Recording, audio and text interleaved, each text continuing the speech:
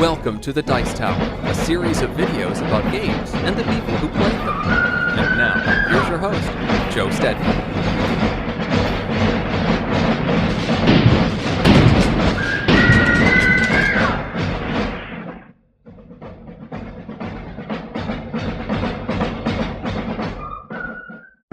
Hi, Joe Steadman. I want to talk about a game I got from GMT. Normandy 44, the cousin, Ardennes 44, designed both by Mark Simonich.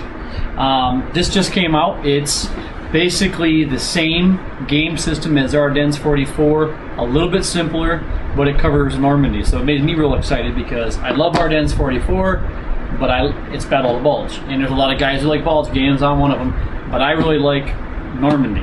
And so this really got me excited. It is a little simpler, like I said, and it lends itself to solitary play. So it's a lot like Breakout Normandy, but instead of areas, it's hexes. And the quality and everything I'll show you when I do a zoom in. The quality of the components is fine. The games seem very tight. I like that. It's all about supply, making sure you're in supply, replacement points, and odds, stacking your units and getting that right odds for your attack, and shifts for artillery, for air power, for armor, troop quality. And it's got that good determined defense ability, which I like. So if you have a high quality troop that's in a city dug in and you've got supply, even if you lose a battle, you may be able to try for determined defense and stay, do a second die roll, and it may backfire, but a lot of times it works and you can fight off the enemy even longer and make it very hard to get pushed out of a city. All right, here you see you got a single map of Normandy. A lot going on in the map. It's hexes, unlike Breakout Normandy with the areas. A lot going on. You got your record turn track up here with little helps all in there. You've got charts here to show you for weather, how to keep track of air support, naval support, landing zones. It's got historical lines where things, there's a lot going on, but I like the way it looks. It's got your drop zones here for the British, your German entry areas along the bottoms and tops. Over here you got a chart showing you your different kind of terrain, airborne scattering table, the tank table for the duplex drive, mobilizations for some of the German infantry units, nice mechanic. They come in, they can release one division every turn. You got Fortress Cherbourg up here, and then of course Cannes, which is the big battle. So there's the map. Nothing too fancy. I think it looks really nice. Paper map, but that's pretty typical now. So there you go. So this is a hex game, and so you move hex by hex by hex with different restrictions on if it's a swamp, clear terrain, woods, city, roads, road movement, beaches, fortifications. So there you go, there's all that. Here are your startup cards, Normandy 4 Allied start cards, so you can lay out your pieces where they go. In Britain, so these are your units in Britain that you'll be able to bring over piece by piece. Here's your German reinforcements, so I'll let you know where they're coming in, what they are. Here's your Cherbourg scenario card if you want to play the scenario. There's 3 scenarios in the game, the Cherbourg, the 7-turn, and the full campaign game. So there's those cheat sheets.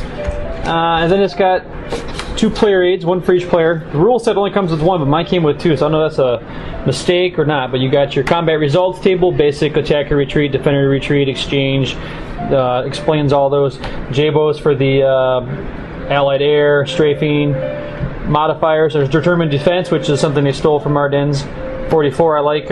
And on the back, you've got your terrain effects. It shows you for movement, combat effects, the shifts.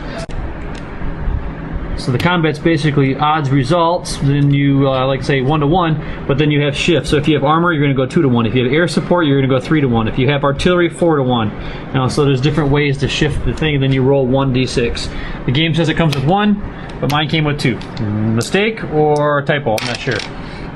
And then your counters. Now, you've got your basic information counters. Here's your turn marker. You flip German turn, Allied turn. Then you have your units. Now this has NATO side units, and it's got the tank silhouette units.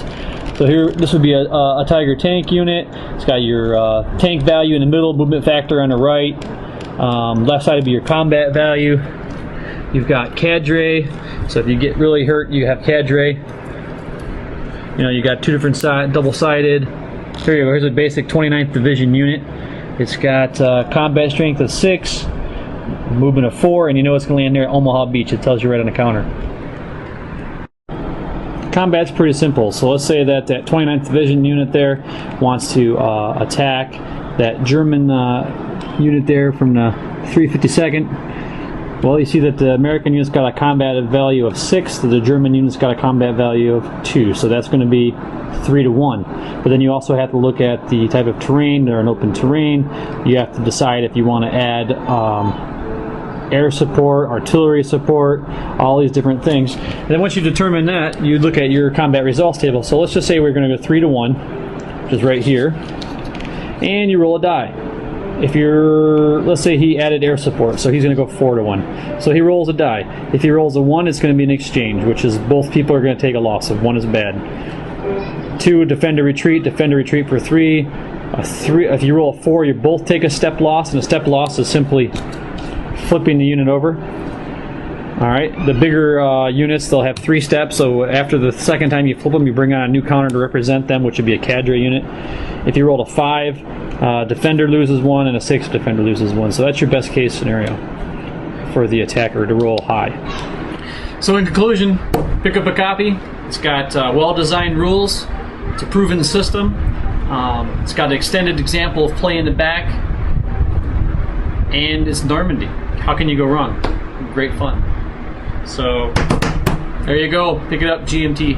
See you next time. There they are, kissing cousins, Normandy 44 and Ardennes 44. Thanks for joining us today. For more written, audio, and video reviews, as well as the #1 board game podcast, check out the website at www.thedicetower.com. Until then, this is Eric Summerer, and you've been watching The Dice Tower.